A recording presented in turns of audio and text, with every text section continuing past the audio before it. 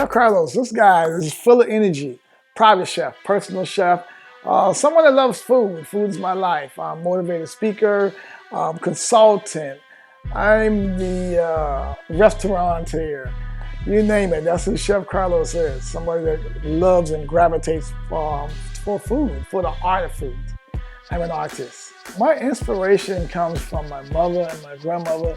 Actually, I live in a city, Charleston, South Carolina, where I was born and raised, in a place where we didn't have the opportunity to become a chef. So I was inspired by my grandmother and my mother that you can be anything you want to be. So I stayed around those guys in the kitchen and taste their food and sticking my hands in the pot. And that inspiration gave me something new. And I always wanted to give back to them because I knew that when they got in the kitchen, their heart was in the food. And no matter what we had in our cupboard, they made magic out of food. And so just seeing that was inspiration, you know, the God's given gift to be able to prepare food and make your face smile. That's my slogan anyway, food that make your face smile. Not only that it was an inspiration, but it also brought family together. We had to pray together because food made us pray.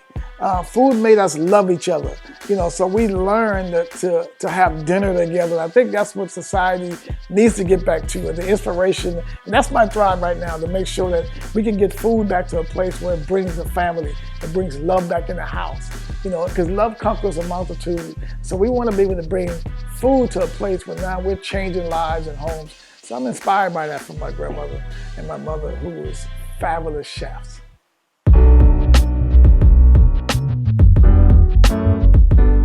I've worked with so many great people. One was Oprah Winfrey, and I can tell you a quick story about that. I was in a place called Selma, Alabama, in a small hotel that was like ran down, and I was cooking food there. Well, Paramount Pictures came through and said, "Hey, we got this celebrity coming through here, and we need a chef to make this food." They tried my food, it was blown away. They never told me it was Oprah Winfrey. I had no clue it was her. I just do what I love. And so I made this food. Who walks in the door with this great smile? Hello! It was Oprah Winfrey. And the first thing she did is went to the food. And she was blown away by the food. And she didn't act like, oh, I'm Oprah. It was, wow, this is incredible art. So it was Oprah, Shaquille O'Neal, Whoopi Goldberg, who else was that? Oh, Viola Davis, such a wonderful young lady. I had the opportunity to serve her and her husband, which was Julius Tillman, which was a fabulous time, who also inspired me. And that was just, the list goes on and on. You know, just so many different people. I've actually served President Barack Obama when he was the senator. That was pretty cool as well. So I had that opportunity, and you know, just a lot of people. Okay, so now you want to talk about the part that's going to make you go, Okay, so yeah, food is my life. I love creating. That's what makes you and keeps you grounded. That's my safe haven to be able to create. One of my famous dishes, that's the shrimp and grits. You know, it comes from my hometown. Shrimp and grits is just an old-time favorite. It's not regular. It's not a regular shrimp and grits, so you can't just go next door to Johnny. He don't have it. You got to come to Chef Carlos to get that. I've also had the opportunity to prepare a lot of game food. So I've dealt with kangaroo and ostrich and all types of seafood. So you're talking about salmon and all kind of fish. I am a fish fanatic. I love making salmon. I love making grouper and sea bass. But the best thing about those dishes is the sauce that you prepare with them. Because I am a saucier, I make sure that I prepare sauce that's going to be mwah. There's also the Cajun flair. I love the Cajun flair because I could take you back to okra gumbo. You know, we do all those things, etouffees, all those fabulous dishes that you can find in even Charleston or New Orleans or Savannah, those type places. We really bring food to you. The thing about my food, I don't make it spicy where it's biting your tongue off. No, I'm gonna make it where it's gonna bring you with flavor, because I deal with herbs. I love herbs, rosemary, thyme, basils, tarragon, all those great spices and herbs that's part of the earth that I love dealing with. And I make my food with those things so you can still have fun with food, which has been a myth.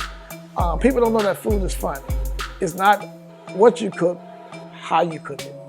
Presentation is a must, okay? It's a must. I'm a gourmet as well, so presentation, the way you present food is the way you present yourself. What I put on the plate is how I present myself. I don't go anywhere without a haircut or a shave. I just won't do it. I won't put on a dirty shirt. Why? Because it's a presentation, and the presentation is how you present yourself, and that's why I think about food. It should be a presentation of art.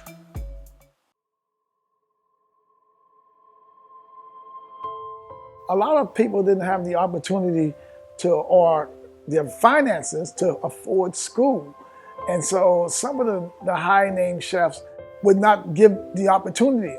I, for one, was one of those young kids back in South Carolina where we can only just cook in the kitchen, bus tables. Well, I also want the opportunity to become a chef. That opportunity was not given. I had to actually take that opportunity.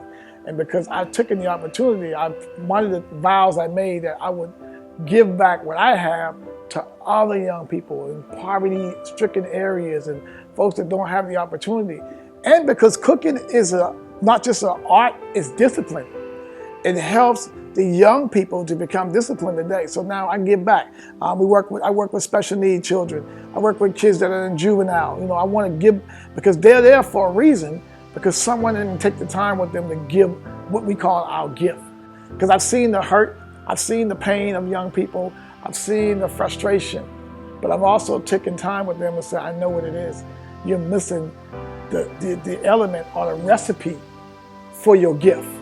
And so I use my gift to tap into the recipe of whatever they want to be in life to become successful. And that's my goal, to make successful people. And that's why these chefs are coming up now under me, and they're great chefs. They already had them inside them, just need somebody to bring it out.